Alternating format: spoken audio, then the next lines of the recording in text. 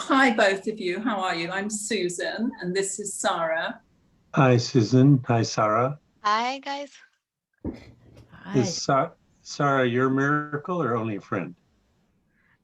Sorry, what was the question? Is Susan, is Sarah your young miracle or only a friend? She is my young friend who's a miracle. Yeah, thank you. Well said. I'm putting my glasses on because I can't. I'm on the iPad today. I can't see everybody's names. I mean, goodness me. And guess what? The glasses aren't even helping. Right.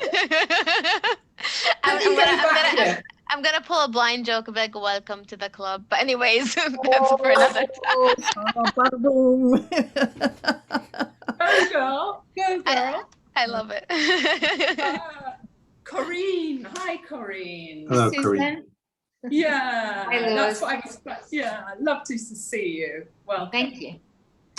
And Corinne, are you in California now? I'm in Switzerland. Oh, you're still in Switzerland. Oh, you haven't left yet. Okay. No, I'm not. I'm going to head back to Louisiana actually, but not till September. All right. Wonderful. All right. Well, we're a few minutes. Well, wait, like 1 or 2 more minutes, and then I am going to ask us to be involved in a reflection. And let's see, is there anything else? I should just double check emails to see if anybody's having problems. And let me do that real quick. We usually get Lewis. Sorry, Judy. Yeah. we usually get 20 to 25 people. So we don't know where they are, but they're coming. Yeah, we can wait a little bit. Lewis, where are you today? What am I? Oh, where? I am in Berkeley, California. Ooh. And I'm still so grateful to be alive every day because I'm one of the lucky ones who came alive out of the ventilators after dying twice in there, and they turned me around twice. Oh. Amazing. It makes every breath. And I'm only in the past month I'm able to breathe without having to get oxygen elsewhere. Wow. Wow. Really So good. what, I mean, I want to know, maybe we can interview, what's it like nearly getting your wings? It sounds so strange because we breathe every minute of our lives and hardly ever think about it. But to be unable to breathe is a terrifying primal experience. And then to be able to be halfway back, but still not get it. And then finally in the last day to take it off and go, oh, wow. It's like the first breath of a butterfly or something, or it's just amazing. Or when our children come out, but when they come out, they scream with the first one usually. whereas I was going, yes. Oh, bless you. I mean, what an experience. Wow. Very lucky. Yeah. To breathe, yeah. Mm. If you know Lewis at all, you know this is not the first time he's nearly had his wings. He's got a lot of experience with This that. is my third, and it's actually the third time I had an experience out of body while I was dying. Well, that's the bit I'm interested to capture. So, Exactly. I mean, how wonderful you've been blessed with that experience. Yeah. We've got you here to talk to you. We'll have a separate talk anytime you want. Thank you. Yeah. We're all nodding our heads. You've got 1, 2, 3, and I'm sure Fatina is as well, if we could see her. So you've got 1, 2, 3, 4. Got 4 that want to hear. Right. Yes. Yeah. Oh, how blessed. You look lovely now, Lewis, very well. I get younger every time I come back. The spirit brings new joy of life. It's like, I can't change the color of the hair, but the spirit is very young and very alive. Oh, wow. Amazing. Yeah, you're looking good. So, Judi, it's 5 past. Did you catch any emails? Nope. So we're going to move ahead, and what will be will be. They say in open space technology, whoever shows up is just the right, perfect people. Exactly. Indeed. So, Judi, can I just ask something about letting people into the room? Would you like to give that responsibility to someone else in case anyone turns up, or can you just let everybody in automatically now? They can't come in automatically, and you are co-host, so you could watch that, and that would be wonderful. Perfect. Thank you. Thank you very much.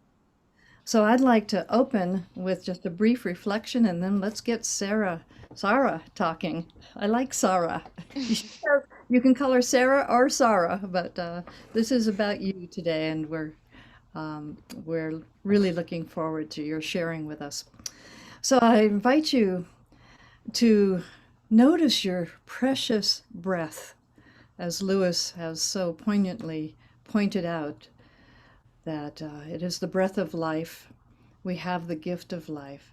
And spend a moment just noticing the next 3 breaths as you take them in, as you inhale, as you exhale. And notice whatever it is you notice about each unique, blessed breath.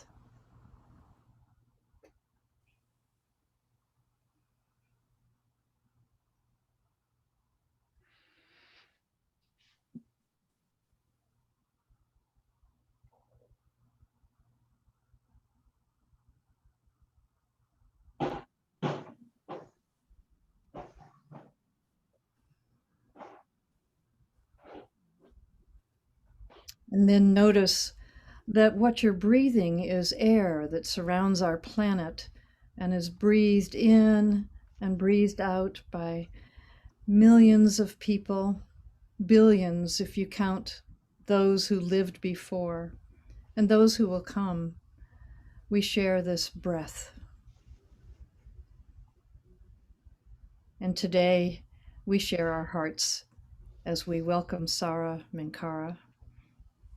And so when you're ready, we'll begin. Thank you. So we have some people in the waiting room. We can let them in.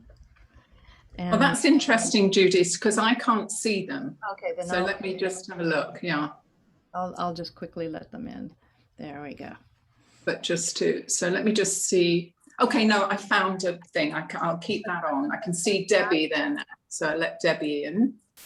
Wonderful. Yeah, thank you so much. And Jim. Oh, there's more people coming now. So let's just maybe we're doing a little opening. Yeah. So this is our Edgewalker Cafe with my very special guest, Sara Minkara, who I met a few weeks ago and absolutely fell in love with her because she is so full of life and love and wisdom. And she's truly an Edgewalker. I want to share her bio with you. She's the founder and president of Sara Minkara LLC, where she works to promote authentic leadership, to drive strategic solutions through value-based inclusion. She spent more than 10 years working with clients to address the complex issues of implicit bias, personal and institutional growth, and authentic inclusion using my, in quotes now, in the dark methodology with virtual or in-person immersive workshops where participants experience removing the lens of sight in order to gain greater vision. In addition to the experiential workshops, she does keynote speaking, fireside chats around topics of diversity and inclusion, disability inclusion, and empowerment. She has worked with universities, government agencies, nonprofits, and corporations.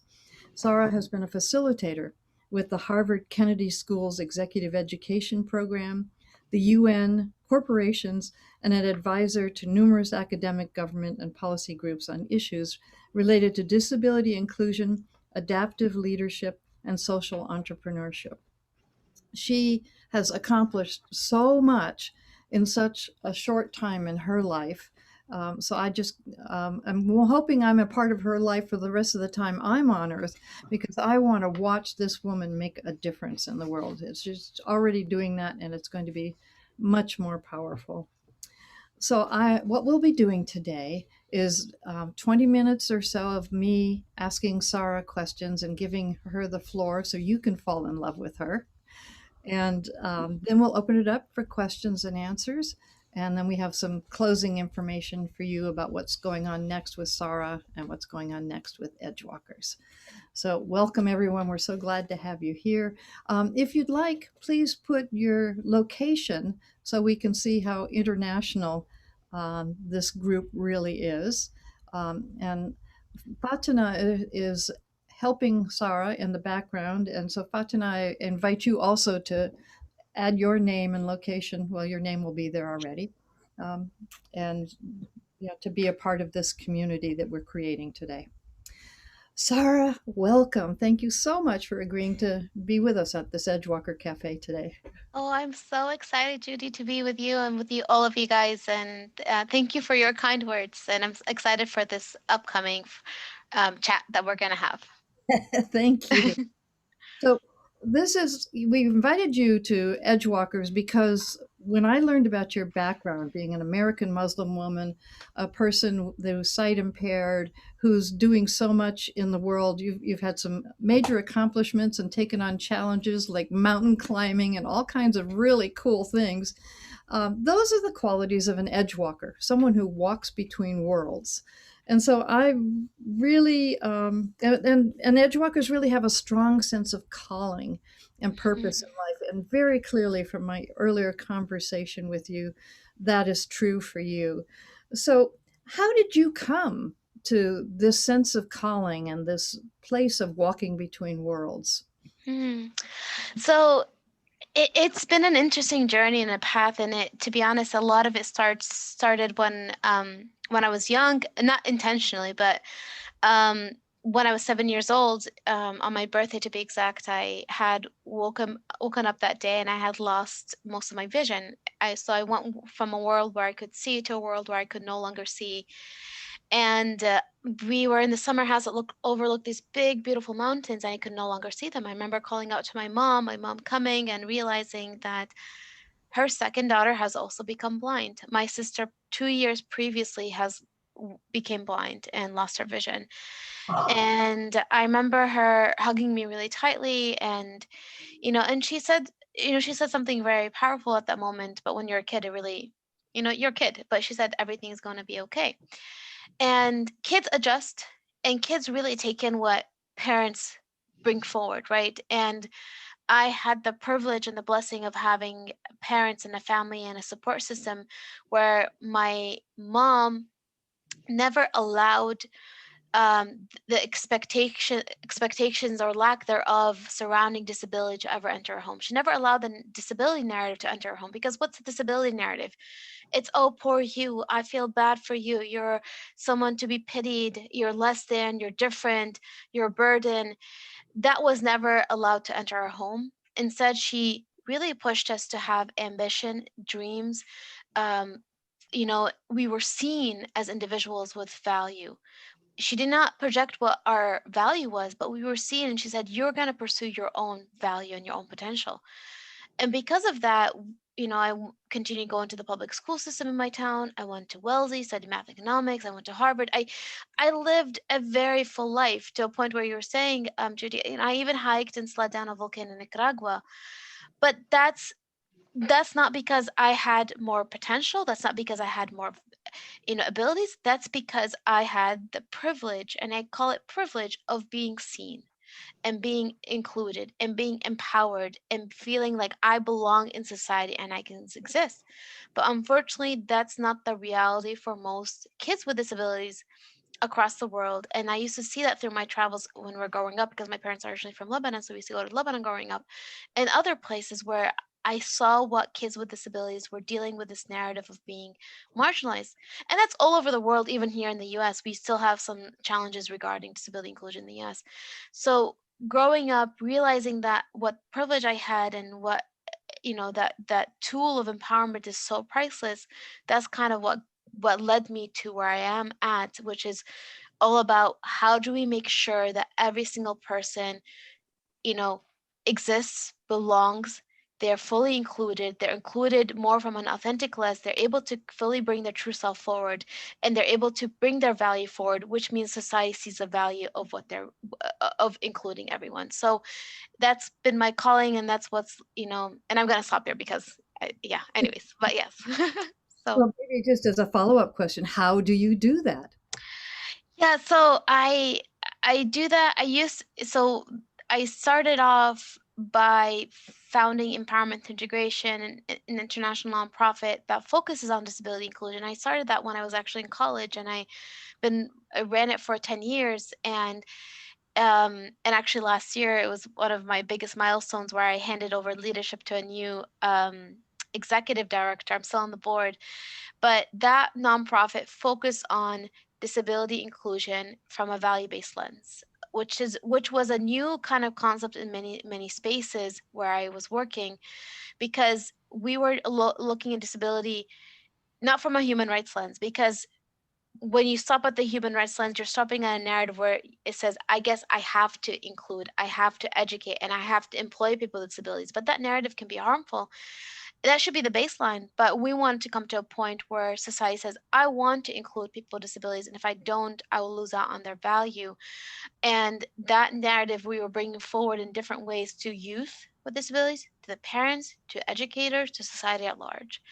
And then, so that's been a very kind of powerful way of, looking at the issue when it comes to disability marginalization, because if you think about it systemically, the issue of disability inclusion is less technical. People think about its resources, it's the lack of resources, it's certain aspects, but to be honest, it's the core aspect of it is ableism. It's the ism, it's the stigma, it's the narrative. And that's what we need to start tackling. So that was what I was focusing on in ETI. And then lastly, last year I started my new consultancy firm that focuses on, how do we take that further in different spaces, and how do we focus on inclusion as at large beyond disability? So. Thank you. Well, and you said value-based work, and being a Muslim American woman, what about that your religion, your faith, your spirituality has led you to this values-based? Is there any connection? Yeah, as a Muslim and as someone who believes in God, I truly believe that God created us, all of us, imperfectly in a perfect way. And there's a purpose behind why we're created in the way we are created. And there's value and beauty in every single person that is on this earth.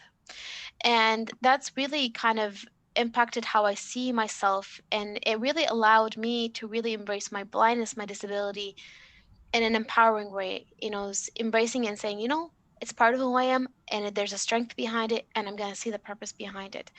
And it's also allowed me especially with my current work, one of the things we focus on in my current work is approach every single person with only one assumption that that person has something beautiful to contribute.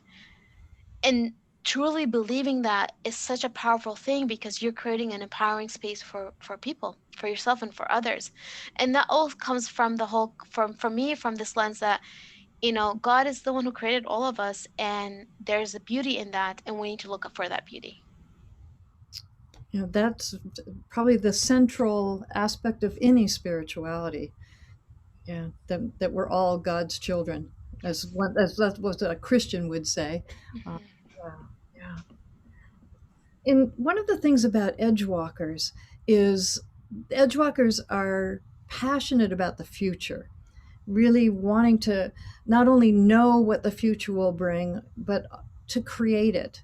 And so, and wanting to create that for self and others. And you're very much about wanting to create a better world for others. And you talk about your own privilege, and you want that privilege to just be natural for everyone else. So what do you sense about the future with your work, with the disability movement, with this sense of inclusion just being natural? Not being oppressed anymore. Where do you see this going? I think that, there's this innate, kind of aspect within all of us that I think that we want to be included, and we want to, and there's beauty in terms of how we can see others. But it always starts off with actually recognizing how we are, what narratives we are creating, and how these narratives are impacting ourselves. So one of the things we do, which is very powerful, is we have this really unique program called Discovering the Dark. And what it does is that we remove the lens of sight to have greater vision. It has nothing to do with simulation of blindness, has nothing to do with disability, but it's literally when you remove the lens of sight, you have greater vision. Imagine you're meeting for the person for the first time without being able to see them. 85% of what you're taking in, you're not taking in anymore because it's all visual. So you're left with not that much to interact with. So that constraint of not seeing gives you the freedom to actually see more. And that constraint of not seeing allows you to start becoming also more of yourself, because you know you're not being judged by that person, and you're able to bring more of your true self forward. So we do these workshops where people, and we've done these all over the world, where people come together and they're blindfolded. We do them now virtually. They're blindfolded. We also tell them you cannot say your name, where you're from, educational, work background, because of also labels that we use to anchor our value in. And you come together and they have never met one another before, so it's the first time. And with those constraints, people connect on a deep and human level. And it's people from all over, they have never met each other before. So that goes back to the point that by creating a safe space, a space where people can be open and vulnerable, a space where people can reflect on these narratives, this allows for people to really, create a more inclusive world. It is in us. People want to, and I think people are craving this. And then sometimes we don't know how to, or we're not even creating that space for reflection and realization. And one of the main reasons is that we can be harsh on ourselves and harsh on others. And that's why I always say, be curious through a lens of compassion, both with yourself and with one another. So I think that the world, now that, there's been so much tension within so many different regions of the world because of politics and other aspects. But at the end of the day, when you're bringing a human to human to connect on that really basic level, there's so much beauty when you're moving a lot of these lenses and labels and assumptions. That's powerful. And it also makes me wonder if someone removes the lens of sight, does the sense of intuition get stronger? Is that part of what creates the depths? That's a good question. I think for someone that experiences it, only for a couple hours, and this is something I also say, like, I always tell people this, I'm not here to be for people to be blind. I promise, like, this is not like my goal in life, but it's more about, it's for us to really recognize and have this, realization within ourselves about these narratives, and then take that forward into the side world and see the visual world and be appreciative of this visual world. So I would say that it's literally the constraint of not being able to make labels on assumption is what leads to the freedom of seeing and having vision. And what is constraining us right now in this world is because we literally see one another and we automatically in the first 7 seconds create labels and assumptions. That's just human nature. So when you're not able to do that, you're forced to talk to that person, tell me more about yourself. Who are you? Let me actually see you for who you are, because I cannot make any assumptions. And there's so much beauty to that. So my thing is, like, how can you move forward in this world? Still see the beauty of this world, but don't make any assumption, except for one, that this person has something beautiful to contribute. Wow. I would add another assumption that a friend of mine or a mentor of mine taught, and that is that everyone wants to make a difference. Yes. Yes. Yeah. Yes. Or maybe it's really the same thing. Maybe those are the same things, just different ways. Yeah. But that's beautiful. Exactly. I like that. Wonderful. Well, I'd like to open it up. Thank you so much for sharing a little of your journey and a lot of your passion. And I'm sure other folks have got a whole lot of questions. So let's open it up. I do see Debbie said something about the voice. Debbie, do you want to pose that to Sara directly, or would you like me to read the question? Yeah, I just, as I was listening to Sara talk, one of my favorite music shows, reality shows, is called The Voice, and they implement that kind of concept where the judges are not allowed to see the contestants when they choose which one they want to have on their team. They're only listening to their voice, and so they obviously are looking for their quality of voice and all those kinds of things, but it eliminates that judgment of, oh, they're too big or too fat or too short or too whatever. So it's interesting. Yeah, it supports the concept that Sarah's talking about. Mm-hmm. And now a lot of musical auditions actually, in general, have been implementing this aspect too. Yeah, exactly. Oh, I see Lewis has his hand up. Lewis. Mute, Lewis. Yeah, you're mute. There, finally worked. Hi, Sarah. Hello. In this lifetime, I'm in a stereotypical straight white male, 14th generation, all Anglo body of pure privilege and private education.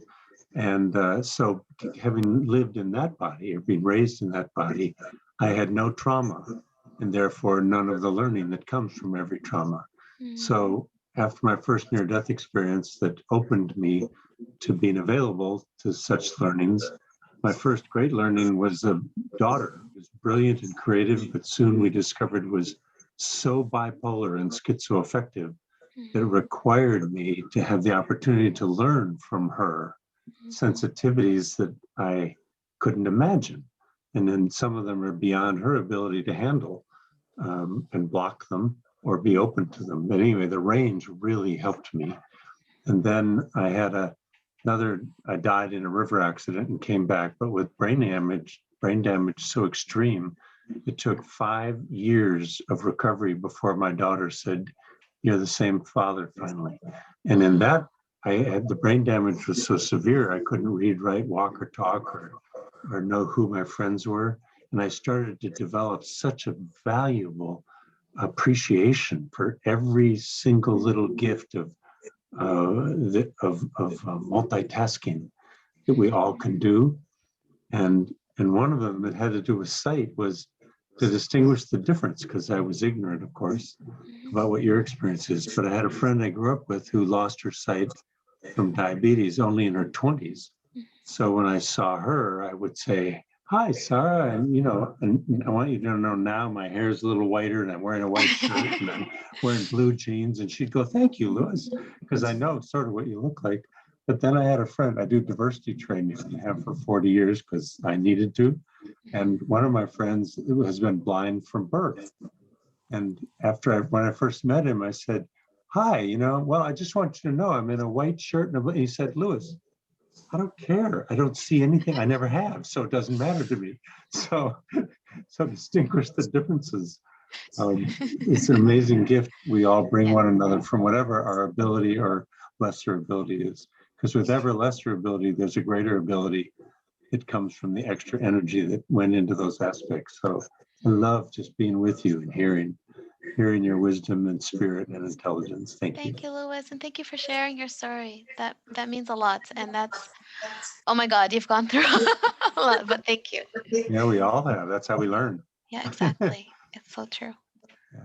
And let me just add there, if I may. I mean, Lewis, you did kindly put in the chat that, because I was asking earlier about, you and your penchant for trying to get your wings, that you've actually got 2 TED Talk links that you've suggested we look at. And one is called The Gift of Near Death, and the other one is called Beyond Our Sight. Right. Both by Lewis. Yeah, and they're to help people who both have and haven't had the experience of being out of our body to have confidence that there is spirit out of body. That's why they're different words, mind, body, and spirit. And so the first one is just an 18-minute TED Talk on one of my 3 near-death experiences. And the second one is better than anybody's story. It's a 52-minute documentary, so you need snacks or a meal. And it has 5 or 6 of us in it with short versions. And then we have scientists in it who are believers trying to understand it better and define it better. And you'll just love it. That's so cool. Okay. Nothing but spirit. And yes, even if you just hear it, it's mostly in a hearing experience, of course. And how nice not to be distracted by what we look like, I love it. Okay, beautiful. So you shared those links in the chat box, or I did. Okay, perfect. I did. I'll save them and send them to you. Perfect. Yeah, they're on my YouTube page, so I put that address in there. I hadn't thought of this before because I do have sight. But when you speak, why don't you say your name so that Sara can hear that and put that with your voice? Thank you. I forgot that. I'm Lewis Brown Griggs, and I live in Berkeley, California. And I feel 50 years old, but my birth certificate says I'm now 72. As I said, all three times I've died, I come back younger, and my wife's 55, so I'm just going to feel 55. I like this. Okay, I like. Lovely. Okay, I see Peter's hand up. Peter, from. Hi, Sara. Hello. My name is Peter, and I live up in Canada, just outside of Ottawa, in a little town called Elmont. Okay. So the whole area of inclusivity and diversity seems to be the popular bandwagon that so many people are jumping on these days. And my experience is that you could hop on a website or see a flyer or something, and the message may seem the same in terms of what somebody is trying to communicate about it, but yet the experience of leading the conversation is really where the difference is made.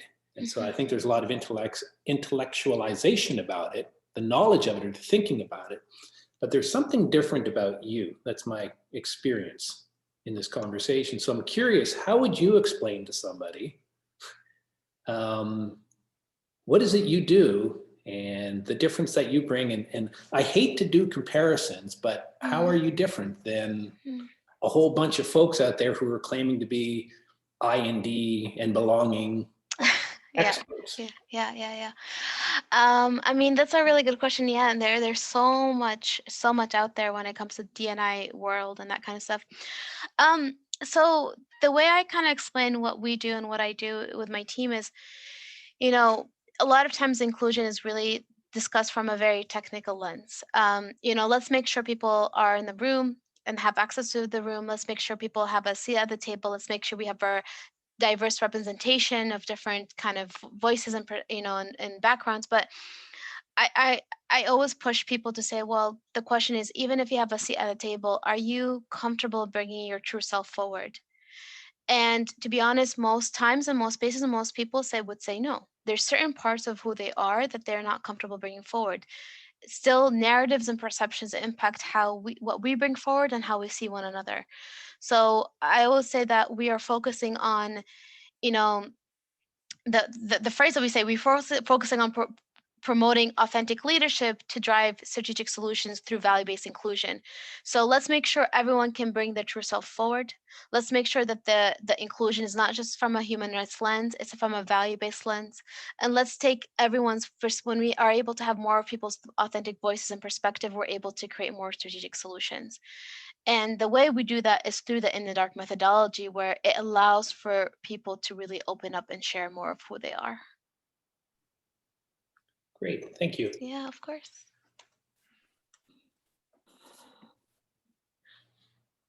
Peter, I'd love to answer that in a way, since I professionally had to answer it for myself. And that is that the short version is most people are stuck doing what's either legal compliance, to be fair and equitable, or even behavioral compliance, like, oh, I think I have the skills to know how to talk to one of those people, whether they be disabled or Black or whatever. Whereas what I feel and what you can feel in Sara is in addition to, and or even in spite of, the brilliant intelligence and articulation, you can feel the energy and the spirit with which she has learned to relate and value the human difference in each of us. And that's what we're trying to all learn. And it's the toughest to learn, even for, you can only stereotype yourself now, straight white males from Northern Europe or North America who are left frontal lobe engineers who think that words are 80% of communication, when actually words are about 15%. And it takes a long time for us to learn that. And the rest, the other 85, is energy and feeling. That's my answer. Sara's living it. Thank you, Lewis. We have more people joining us, which is wonderful. Julia Storberg Walker has just joined us. Julia, let me introduce you to Sara Minkara. And We're really glad to have you here. Julia's a real champion for underserved voices, and really delighted you could be with us, Julia. Nice to meet you, Julia. Sara had shared a little bit of her journey and a lot about her passion, her work on diversity and inclusion. That we were talking about how is that different from sort of the legal regulatory approaches to diversity and inclusion, and the greater depth of the people being able to be authentic and how to lead so that people can bring that authenticity. Sara, would you like to add anything to that to bring? And also, June Boyce Tillman has joined us. She's not visible. She's joined us from the UK, and just so the two, so June and Julia can just catch up a little bit. What would you say, Sara? We were talking about kind of, there's a lot of conversations around diversity and inclusion, and how do we really be able to, it's not just from kind of the legal perspective or the, the technical perspective, but how do we make sure that people are able to see the value in one another? And, when you're actually creating a space and you come with this perspective that I know this person has something great to contribute, from a value-based perspective, you're going to automatically move towards an inclusive world. And there's so much power to that. And that's why, like, for my work in the past with disability and now across all kind of identities, that value-based lens is what drives a lot of my work.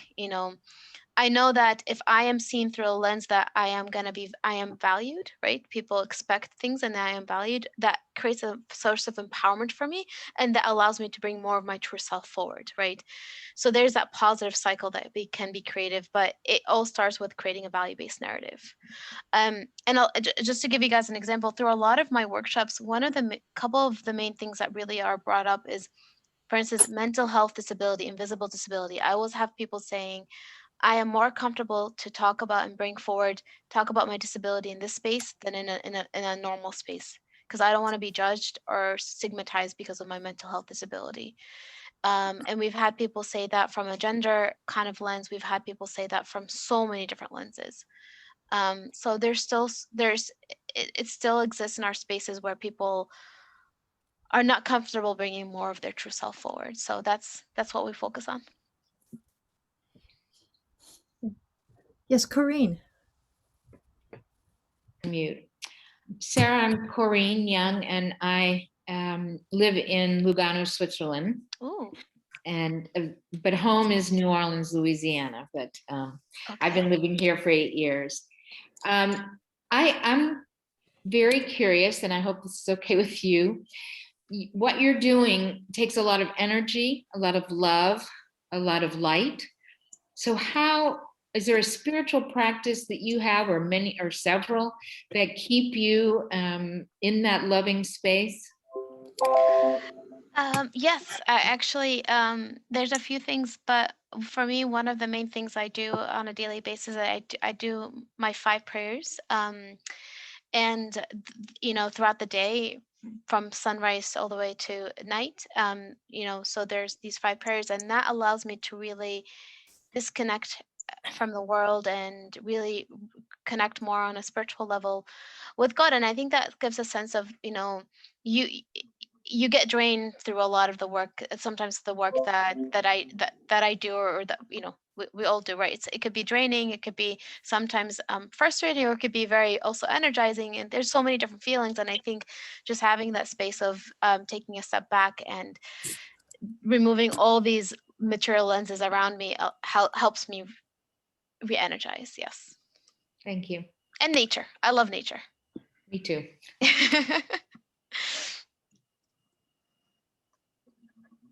And Sara, you talked about hiking the mountain in Nicaragua. Is that something you do a lot? Do you go out in nature and hike a lot? And how do you enjoy nature? And welcome again, June. June had fallen off and has come back in. So welcome, June. This is Sara. Sara, June. June, would you give her your voice so she can hear you? Yes, I'm here, and I've worked for inclusivity. Amazing. In a whole variety of areas. in education, in interfaith dialogue, in disability, and adjusting particularly schools' curriculum so that a whole variety of cultures are recognized and honored. At the moment, as I heard, I think it was Lewis saying, our curriculum is heavily dominated by white men. Yeah. And actually values words, and I'm a musician, as the highest form, whereas in fact we're all sensate beings. Our main contact with one another is that through touch and smell and so on, through emotion, and words and cognition are actually one of the last lines. And as I've worked quite a lot with children with special educational needs, if we regard cognition as the mark of being human, then there are an awful lot of people in our world who don't even exist. Wow. Because they will never get to the level of being able to use words in that way. But they do exist. They are beings, they are sensate beings, and so on. And one of my research students is constructing sensate environments for people who have special educational needs and so on. So I've been in a number of areas. I am, in fact, as you can see, a Christian priest. And so if you ask me about my spiritual practices, they are a mixture of transcendental meditation. I'm a child of the 60s and in the UK and Christian practices. And I have morning and evening prayer and services and meditation. And also now I have a spiritual practice of walking barefoot on the earth at least once a day so that I can feel the ground under my feet. That's a great spiritual practice. And it goes back to Lewis.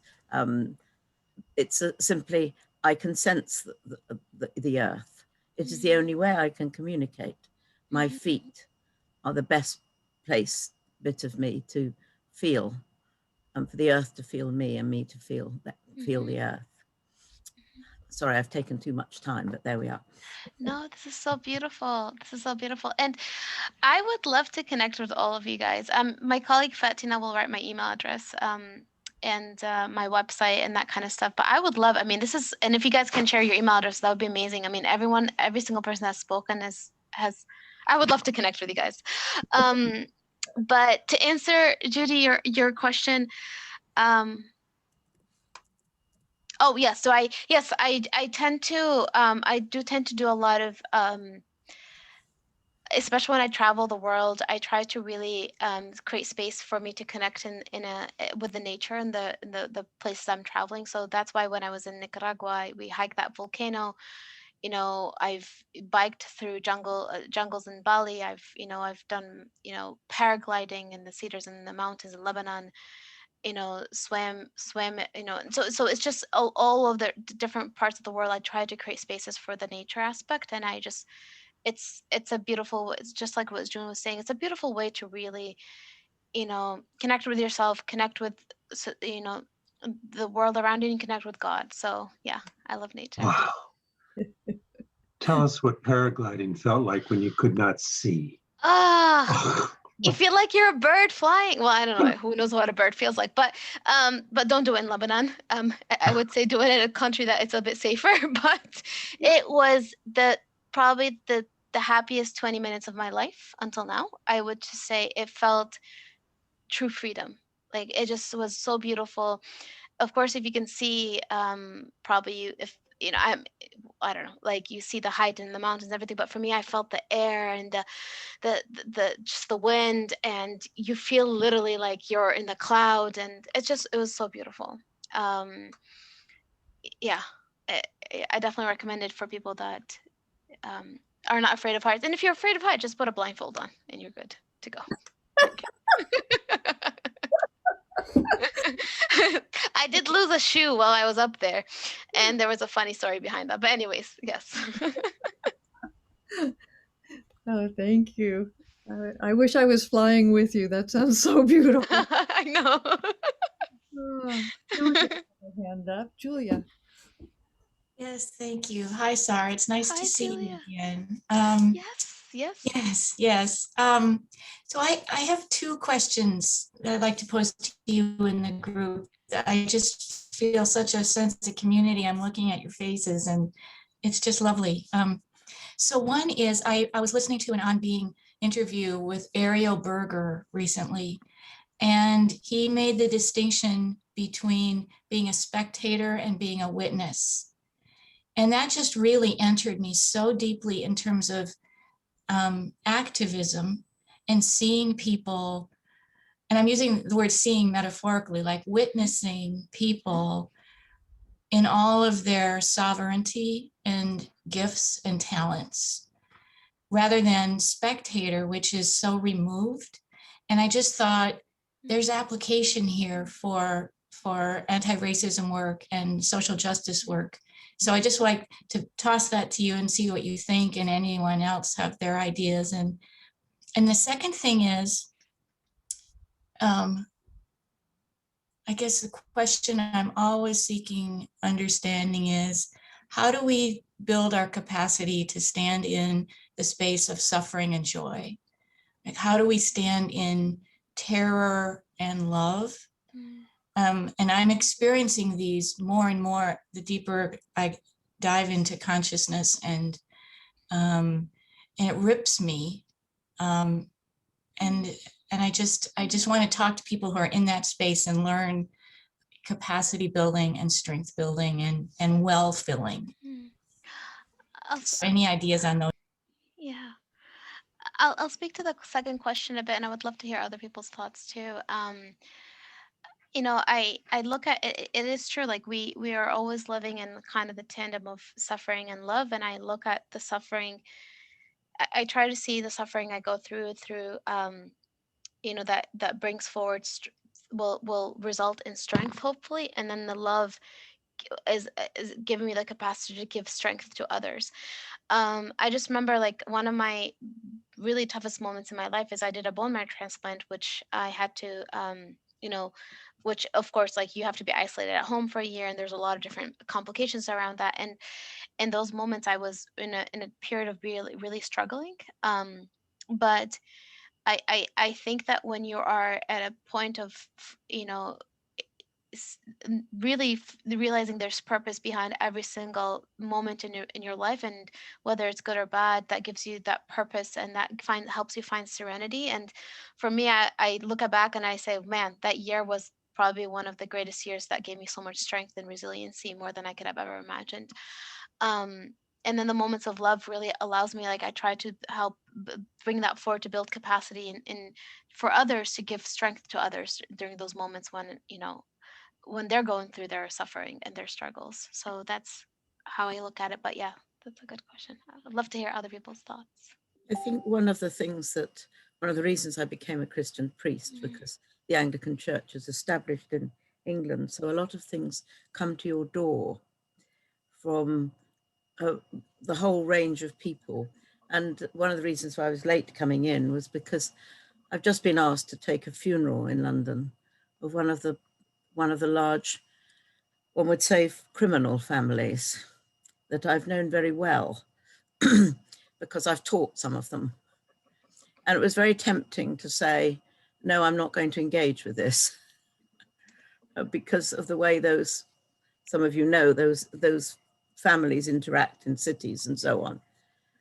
And then I thought, I've really got to engage with this. The person who's died is the great matriarch of a family if I tell you that 8 limousines will be at the funeral, that is the size of this incredibly complex family, which has carried out a number of, I don't think you'd call them serious crimes, but burglary largely, and general bullying and that sort of thing. And the notion of spectator or participant, I've just been dealing with. I wouldn't mind observing it from a distance, and it will be very impressive, because the old London funeral and this one will involve 3 carriages drawn by horses with the limousines.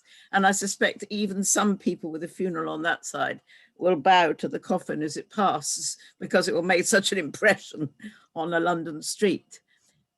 And I really thought, I only want to be a spectator.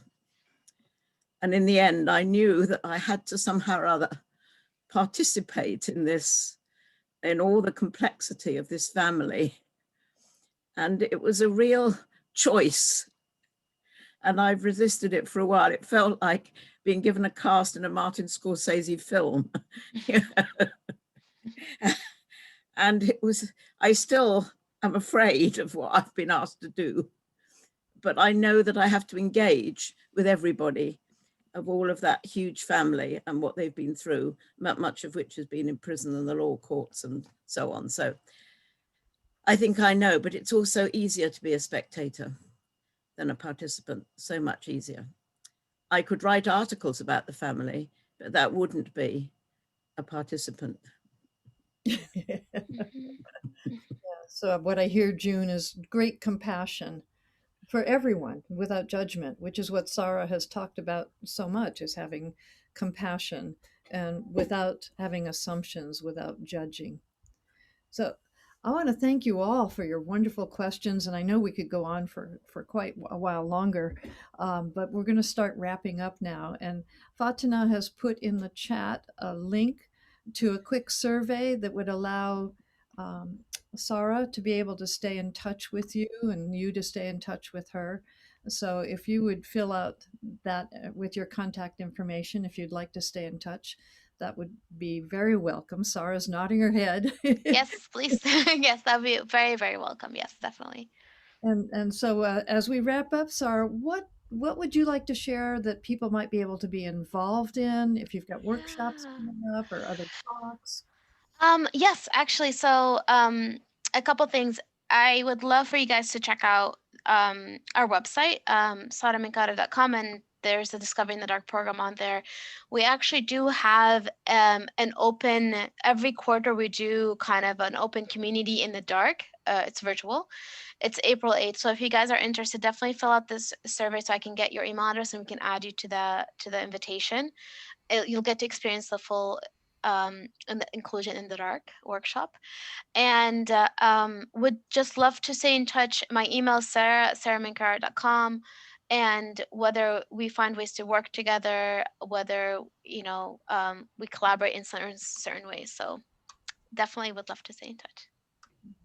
Thank you. That's exciting. So every quarter you do, it's like an open, free, anybody. Exactly. Okay. I will follow up and put something in the Edgewalker newsletter about that, so that those who weren't with us today might also. Beautiful. Yeah, that would be great. That's a wonderful thing to share. And so what we have coming up in Edgewalkers is we do a monthly Edgewalker Cafe like this one. And there are 3 senior Edgewalker associates, and Susan Furness here is one of them. Actually, there's 4. My husband, Ellis Ralph, who tends to be more in the background and support rather than he doesn't like to be up in front unless he's playing a guitar. And Patricia Campanile is another Edgewalker senior associate. And so we rotate who leads any of the Edgewalker cafes. And the next one, Susan Furness is going to be leading, and it's evolving. Susan, what would you like to share about that? Well, Judi, thank you very much. I think the key thing to share is the date, and that will be April the 8th. And it is indeed evolving. The time will probably be a little bit earlier on the 8th, maybe around 6 or 7 p.m. United Arab Emirates, which is 4 hours earlier for the UK, and then depending where you are in the States. And the topic is evolving. My last topic was blessings in disguise, the 6 gifts to intention. So with the blessings that we've been hearing today as well, I think we might sort of stretch this topic a little bit more. But Judi, I'm really encouraged to have more of an interactive cafe that time, where we all join in some sort of conversation. So just give me another few days. Funny enough, Sara, you said in the intro or the describing what you do so beautifully, you use the phrase strategic solutions. And indeed, that's the name of my company for the last 35 years. And indeed, I've been quite good at structure and linear solutions. But like you as well, Sara, and everyone here today, I'm a lot more fluid. So I think that's also what will happen as we move into the next cafe, Judi. And I just was also going to nudge that let's get the slide up for Sarah's contacts. And here they are. So right on cue. So look, everybody, here you can see Sarah's contacts. And Judi, I also noticed that Fatina kindly put in the chat, everybody, a link to a quick survey where you could just quickly write your contacts, which would make it very easy. So I've already clicked on that and saved it in my on my desktop so that I can fill it in straight after. So if all of you would like to do that as well. And Sara, thank you so much for the invitation to stay in touch. So back over to you, Judi. Could I just ask, Judi, because I've been dreadful at losing the links. I can't find them when I need them. Is it possible to send them out, say, the day before or on the day, so that we don't have to sift through our accounts to find them? I actually send it out about 3 times. Well, I don't know what I'm doing wrong. Are you getting the Edgewalker newsletter? That's where you're getting the notice, right? I must be getting it from there, but I can never seem to find the link. I've got it in my diary, but I can never find the link. Well, I tell you what, June, it's such a thrill to meet you again today after so long. I'll make it my responsibility to send it direct to you, so I could do that. And I've got a funny story to tell you, which maybe I've got a feeling that the family that you're looking after is indeed my family. Which? What? Oh, the London family. So, yeah. I haven't revealed their name, and I don't think I will. No, that's okay. We're all very proud of them, as you said. It's not your name. It's not Furness. No, it isn't. It isn't. Oh dear, what have I just done? No, I think it's beautiful, June. I don't think at all. I think you told the most wonderful story, and I want to honour that. And I'm honouring saying, actually, if it isn't my family, it sounds very much like them. You know, it's back to the licorice all sorts of what makes the world go round. And D&I, diversity and inclusion, is all of that, right? You know, and so actually, please, absolutely no apologies. It was a joy to hear it. And we're all very, very, you know, proud of our legacy roots, and, you know, and we just have to evolve into new ways of being and doing. And yeah, so just to put it out there, but in a beautiful way. It'll still be in the future on the next gathering when I'm with you. So I will tell you where we are with it. Okay. But yeah, but I'm taking the responsibility to connect with you, just because it's a joy to see you again, Jude. And anybody else need any support with that, for anything like that? No, but Sara, I don't remember where you are sitting, where you actually are living. I live in Boston. Got it. Okay. Yes, Thank in you. England, of course. Sorry, guys, I'm gonna have to hop off. I have a noon call. I mean, well, noon for me. But it was such a pleasure, Judi. Such a pleasure to see you and hear your voice again. And we are so blessed by your presence and your wisdom and your experience, and we look forward to having you continue to be a part of our Edgewalker community as we are a part of yours. I would love that. Thank and you. Your spirit, which we can feel. Thank you. God bless, Sara. Thank you, guys. Big hugs from Boston. Yay. Bye, Fatina. Thank you so much. God bless. Take care. I've got to leave too. I'm sorry. Bye-bye. Bye-bye. Lots of love, June. Bye. Lots of love. Thank you, Judi, for helping me out. Bye-bye. What a treat Sara is, Judi. Thank you. You are welcome. I'm so glad you saw her the way you see her, Lewis. Wow. She just so struck me. She reached out to me on LinkedIn. And actually, I'm going to stop the recording because oops. Hold on, let's stop that. We can stop that. We can